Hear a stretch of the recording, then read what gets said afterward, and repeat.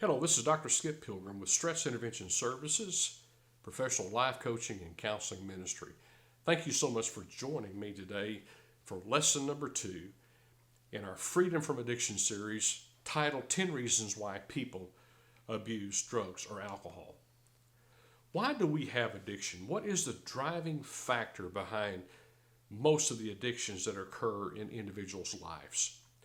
I can tell you this, the reason why people abuse drugs and alcohol is that generally they are trying to fix some type of issue that's within their life, something that is causing them a pain or a hurt or emotional distraction or discomfort.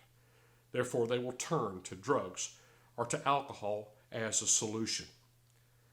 Is there an issue in your life right now today that you're trying to fix with your addiction?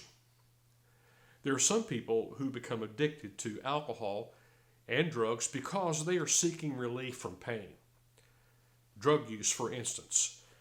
The most common use of drugs is to relieve a physical pain or a mental anguish, such as anxiety, stress. The common use for alcohol. People drink to intoxication to try to numb their mental and emotional pain. I find it kind of interesting that during our 2020 COVID-19 pandemic, that so many of the places where individuals shop were closed. Churches were even closed, but liquor stores remained open. I think somewhere in somebody's thinking to call a liquor store a necessity was because so many people might need a drink to help relieve the emotional and the mental anguish that's caused by the recent pandemic. And facts to be known that alcohol use and alcohol abuse is on an all-time rise because of that, because that people do turn to alcohol to relieve their emotional and mental anguish. There are those who become addicted to drugs or to alcohol because they're seeking what we call a dopamine high. You know, once an individual takes a hit of heroin, dopamine fills the brain, which gives them an intense feeling of pleasure. The hit can make them feel very confident, can make them feel very happy, and produce positive thoughts in negative situations.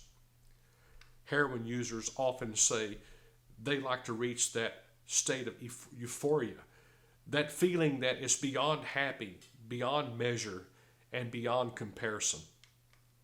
Heroin users also say this: when I use that hit of heroin, I feel like I've been wrapped in a warm blanket.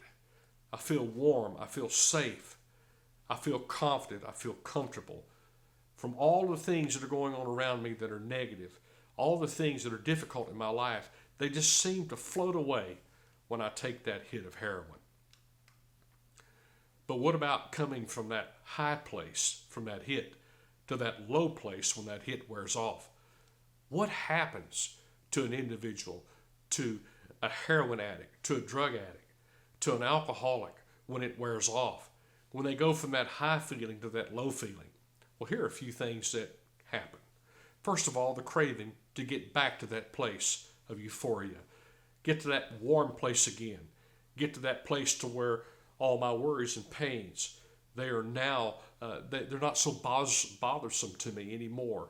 I feel comfortable in my difficult situation because the drugs or the alcohol have made me feel that way, and I've got to get back to that. Secondly, increasing the times of usage. That simply means that people will begin to use more and more to try to maintain that place of comfortability, that place of good feeling because of the drug or because of the alcohol. And then, of course, the trying to find the money to buy more. And then drinking and doing whatever you can to drink whatever you can to reach that place to where all of the worries have just seemed to drift away. In counseling people individually who have alcohol issues and addictions, they often tell me that they like to drink because it just calms everything down around them. Well, it may calm them down inside, but everything is still going on around them that's chaotic. It doesn't fix the problem, it just numbs the problem and leaves the problem for later on to address. This is what the life of an addict is like.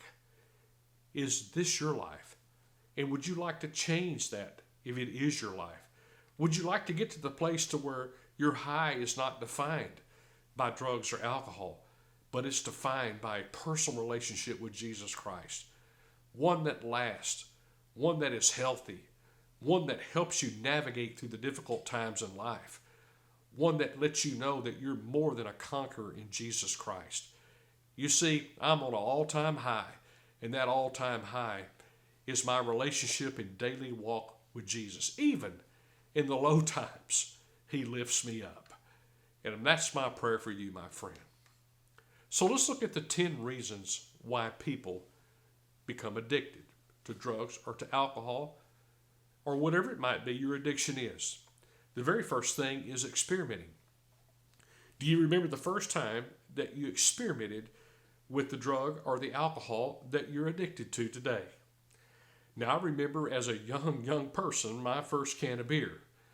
I really didn't even like it, but I thought it was cool, and it's something I had never done before, and I developed a taste for it, even if it didn't taste good.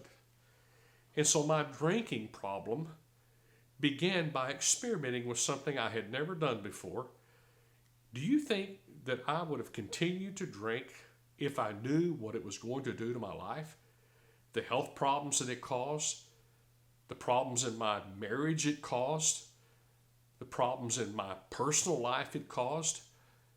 I don't know if I would have continued on if I could have seen the whole picture. But a lot of people get addicted to their drug or to the alcohol because of experimenting. The second reason is family history and genetics. Do you know your family's history? I'm sure you do. I know my family's history. My father was a prescription drug addict. Now, I must tell you that that man was in a lot of pain because of rheumatoid arthritis. He suffered greatly and therefore heavily relied upon morphine, upon codeine, to relieve the daily pain that he experienced in his body. I watched him suffer. It was terrible. And I watched him use the drugs too. And he would seem to do fine until he began to use more than what he was prescribed. And then when he would often add the alcohol to the drug use, things really got crazy around our house. So family history and genetics also can be a driving factor in the reason why people become addicted to drugs or to alcohol. Now, the third reason is prescription drugs. This is the one that probably has surfaced to the top level of interest among people in our country today. There are more people addicted to prescription drugs than ever before. The reason why is because more prescription drugs are being prescribed by physicians. There is a popular misconception that any medication prescribed by my doctor has to be safe and it has to be okay. Unfortunately, that is not always the case. Doctors prescribe medications to alleviate pain or mental health issues and suffering that we may have because of mental health issues. However, many individuals take the medication and they never educate themselves on the risk of the medications, how addictive they are, and the side effects that will come along by taking the medication. I am glad that doctors are under a much heavier observation by the DEA and the FDA when it comes to prescribing pain medications today. They should be, because people will take more than what they need and become addicted to the opioids, to the codeine, to the Vicodin, and all those things that could be very damaging and detrimental to an individual's life if they become addicted to them. Now, understand what prescription drug abuse looks like. Here's what it looks like. First of all, a higher dose than is prescribed. I told you about my father. He was to take maybe 3 pills a day, and it would go to 8 to 10 to 12 pills a day. There's something going on there. Yes, the body is getting used to the medication, and it takes more and more and more of it to have the same effect. I realize that. But also, here's what prescription drugs abuse looks like. It's using that drug combined with alcohol. It's also taking that drug and using it through different types of administration, such as grinding up a pill or snorting a pill that's meant to be swallowed, or even in my father's case, melting down the codeine in warm water solution and then shooting it into his veins. That's what prescription drug abuse looks like. So here's my observation, and here's what I'd like to ask you to do. Stay informed and make healthy decisions about your prescription medication. Get the right medication by letting your doctor know about all of your symptoms. And then update the doctor regularly about the effects of the medication. If a medication is no longer having the same relief for your pain, tell your doctor that. Follow the medication's directions. Don't increase or decrease the dosage without the doctor's approval. Now, here is reason number 4 that people can become addicted to alcohol or to drugs. Loneliness. You know, when a person feels lonely, they feel isolated from friends and they feel isolated from family. They may turn to drugs or alcohol, thinking that will help fill that void in their life. Now, think about the COVID-19 pandemic that we are in right now. How many people have been locked down for 70 plus days? There are still places in our great nation today to where they are still locked down and asked not to get out of their homes other than go to the grocery store. And then when they go to the grocery store, they have to stay 6 feet apart. I mean, things have changed dramatically. And there are a lot of people that are feeling lonely. They're feeling left out. When people lack daily positive interaction, I'll tell you what they may do. They may choose to use substance in order to feel happy and content. And so I asked you a question. Are you feeling lonely? You feel isolated? You feel by yourself? Let me just say this. You're never alone as a Christian. God is always with you. I remember the Bible says, I am with you even until the end. He will never leave us, nor will he ever forsake us. But I also would like to say this. If you feel lonely and you're isolated, if you have access to a phone, a cell phone, or any way that you can speak to another individual, let me encourage you to reach out. Reach out for that conversation and talk to somebody. Tell them that you're feeling lonely and that you would appreciate a time of conversation with them. Now, here's reason number 5 people become addicted. It's called peer pressure. Now, I realize I'm probably speaking to a lot of adults in this lesson, but there may be some teenagers, some adolescents that are listening as well.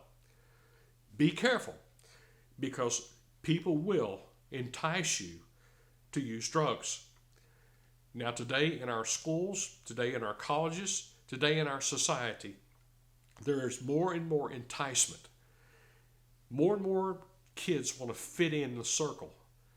And if within that circle there is drug use or alcohol use, they feel the pressure to do the same thing that they may fit in.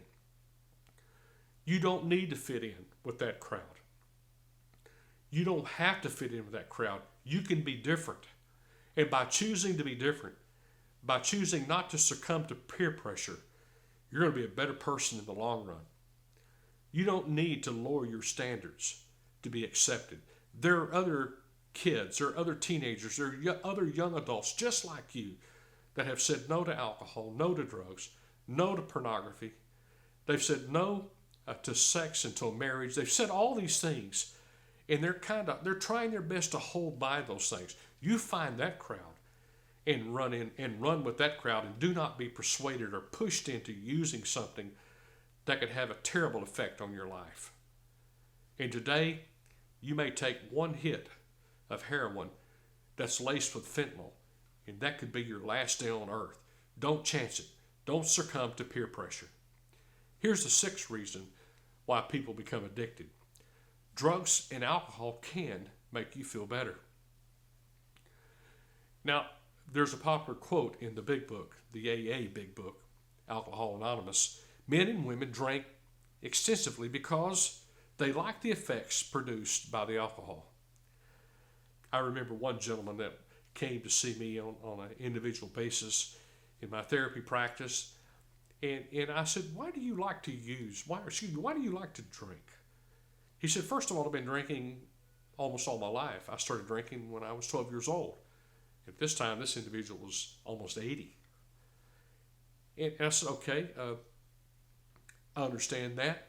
But why do you drink today? And this is what he said. It just makes me feel good. You know, I can be feeling lousy and I can sit down and have a couple of beers and all of a sudden I feel better. But you know what I noticed? That he has to feel better every day, and he has to have the alcohol, in this particular case, to feel better every day. He doesn't think he can feel good without the alcohol. Well, that's not true. You know, you can enjoy life without enjoying the effects of the addiction. Do you like the way you feel when you use? Do you like the way you feel when you drink? Maybe you do, but do you like the way you feel when you're not drinking and not using? Maybe you don't.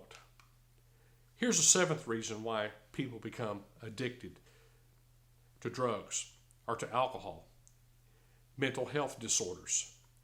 And I want to say something right off the bat. If I'm speaking to someone that has been prescribed something from your doctor to help you deal with anxiety or some type of mental health issue that you're facing, first of all, it's real. You're having this problem. You have sought help. Do not stop taking your medication. Listen to the advice of your physician. Depression, anxiety, and PTSD can put people in a higher level of becoming addicted to those types of drugs that are prescribed to help you deal with those issues. Though it may seem crippling at times, there is help available for those who are struggling with mental health disorders. Find somebody to talk to, somebody that can help you reason and rationalize and give you wisdom in life to help you navigate through the issues that you're having, through the worry, through the anxiety, through the stress, or whatever it might be. Help is out there. I pray that you'll seek that. Here is reason number 8 people become addicted to drugs or to alcohol. It's called recreational use. You know, people like to drink because it's a social thing. I asked an individual one time, do you drink all the time? He says, oh, no. I just drink when I socialize. I said, when you socialize, do you drink to the point of intoxication? He says, well, oh yeah, I gotta unwind and I gotta feel that buzz. You know, and that's what a lot of people do. They often use drugs or alcohol to basically relax themselves, to help clear their mind. But I will tell you, recreational drug users or recreational alcohol users are at high risk becoming addicted to their drug or to the alcohol they're using. Here's the 9th reason people become addicted. They drink, but all of a sudden alcohol is not enough. Some people may start with a few beers, and after having a few beers with their friends at a local bar, it says, you know, I haven't reached that high yet. I've got to reach that higher buzz. At that point, they may add another ingredient to the process. They may add an illegal drug. They may add cocaine. They may add heroin. Are you chasing a buzz? Are you looking for that higher than you've been feeling because the alcohol just is not enough anymore? A lot of people become addicted to drugs and alcohol because alcohol is not enough any longer. Now here's another reason called self-medication. You know, people that are struggling with multitudes of ailments, many of them turn to drugs. They turn to alcohol to help with these health disorders. They help relieve chronic pain symptoms. They help relieve worry and anxiety. And so a lot of people self-medicate for that reason, because by using the drug, by drinking the alcohol, they don't feel as bad as they used to feel. But remember what I said earlier in this lesson. Although they may not feel that way, the problems are still there. The problems are still waiting for them to navigate through, to work out in their life. All the alcohol and the drugs is doing is putting off the inevitable and causing physical and mental harm to a person's life. Alcohol and other substances can alleviate the symptoms, but I'll tell you what, they will only alleviate the symptoms for a short term. The problems are still there, and they still must be worked through and resolved. So self-medication is a really major reason a lot of people become addicted to drugs or to alcohol. Now, there are many reasons as to why people have an addiction. Now, maybe we didn't cover the one that's your reason. But what I would like for you to do, I would like for you to look back on the 10 that we've talked about. And if you identify one of the 10 as one of the reasons that you had this addiction in your life, what I want you to do is write about it. I want you to take a pencil and paper and sit down and write out, this is the reason why I have this addiction today. For instance, here's an example. I have an addiction today to alcohol because it makes me feel better. When I go through difficult times each day in my life, I have to have some place to unwind. Therefore, I have chosen to use alcohol. But alcohol is not enough anymore. It doesn't give me that buzz I'm looking for like it used to. So now I have added something to that. What I want you to do is I want you to see, by writing this down, what you have done, what is occurring in your life. So you can look at that battle and you can educate yourself and say, now I understand why I'm using. You remember lesson number 1, we talked about the danger, the effects of using drugs, being addicted to alcohol or drugs. We looked at that intensively. Now we're looking at reasons why we use. And this is what I've discovered. When a person understands why they are doing what they're doing, it certainly helps them make better choices to stop doing those things that has become destructive and destroying in their life. Now, there is a Bible study that I want you to listen to or look at on the PowerPoint presentation. It's entitled, Change What I Do. You know, you're probably taking this class because you want to change what you're doing. What you're doing is not getting you anywhere. For some of you, it's cost you your family. It's cost you your job. It's cost you financially. It's costing you your health, or it's cost you your health. And you're saying, man, if I don't change something quickly, I am doomed. Well, let me say this. God can change your life. Jesus Christ changed my life October the 10th, 1980. That's when I went to the cross of Calvary and I said, Jesus, I need your help, and I've heard that you'll help someone just like me. At that particular time in my life, I had lost my job. I was losing my family. I was drinking uncontrollably. In my life, it fell apart. And I had heard that in Jesus Christ there was a new life. And he could change me. He could help me change. And he did. Now I'm not everything that I certainly want to be. I want to be more. But I'll tell you what, I'm not what I used to be. And he's still working on me. But you know what? I have discovered I cannot change anything as a Christian, or even when I wasn't a Christian, unless I begin to obey God. Now, in Ephesians 4:29, it talks about being responsible for the words that I use, how I talk to others, how I talk to my wife, how I talk to strangers. And it tells me if I use destructive, corrupt words, it's going to do nothing but tear people down. I know a lot of people that are Christians that do that very thing. But on the other hand, it tells me if I use good words, godly words, constructive words, words that are helpful, words that are holy, words that are chosen properly, that they can help people. They can lift people up. But I have to make the choice as to what kind of words I'm going to use. True or false. If you use the right kind of words, good words, wholesome words, and you take responsibility for using those words and how you say it, it's going to make a difference. Is that right or wrong? It is right. Speaking godly things, allowing your speech to be seasoned with salt, which is preservative.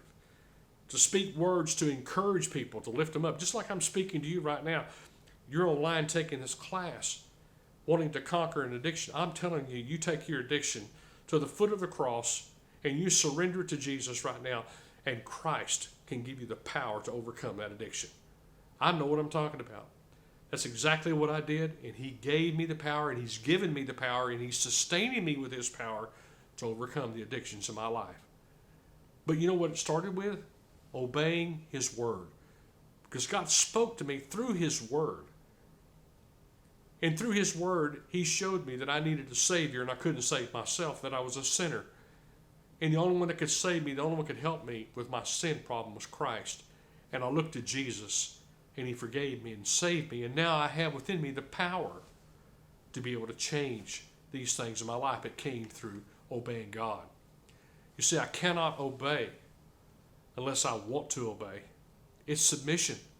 If I choose to obey God, then He will give me the power, the courage, and the strength to overcome what I'm trying to overcome in my life. Now, write out Ephesians 2:7. According to Ephesians chapter 2, 1 Thessalonians chapter 2, verse 7, write that out. According to that, it talks about the Apostle Paul, who was a gentleman in the presence of believers. Now, we got to back up some, because Paul was not always a gentle person in the presence of believers. When I go back and look at the early life of Paul, I find he had a different name. His name was Saul of Tarsus. Then I look at Saul of Tarsus, I see a man that was full of hate, particularly hate directed towards Christians, who sought out every day to cause as much pain and anguish and even imprisonment to those who were trying to follow Jesus with their life in that day. Saul was a disgusting human being, the furthest thing from a gentleman you possibly ever could want to meet. Something happened to him. On the road to Damascus in Acts chapter 9, verses 1 through 6, he came face to face with a choice. He was knocked down to the ground, knocked blind, and he said, Lord, what would you have me to do? At that point, he was making a decision to follow Jesus. He made a new choice in life, and because of that choice, God changed him.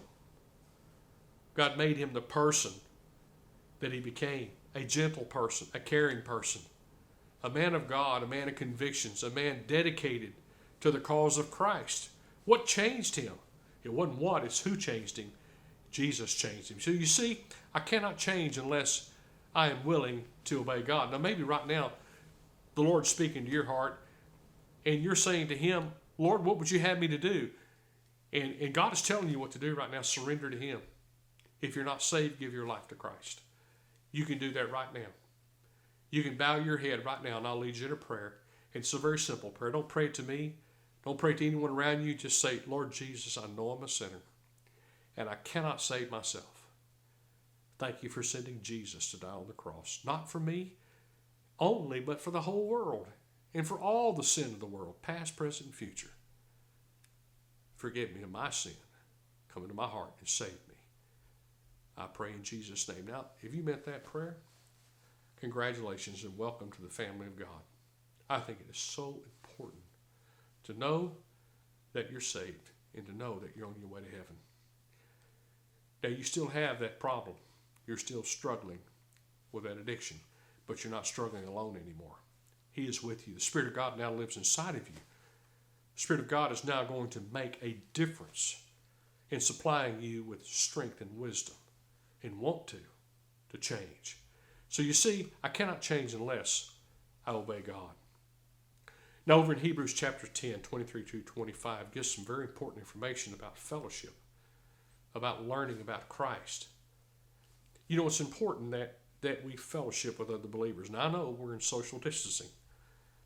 And I look now and I look at how many Sundays it's been since I've been able to go to a church and being in church service with believers. It's been hard.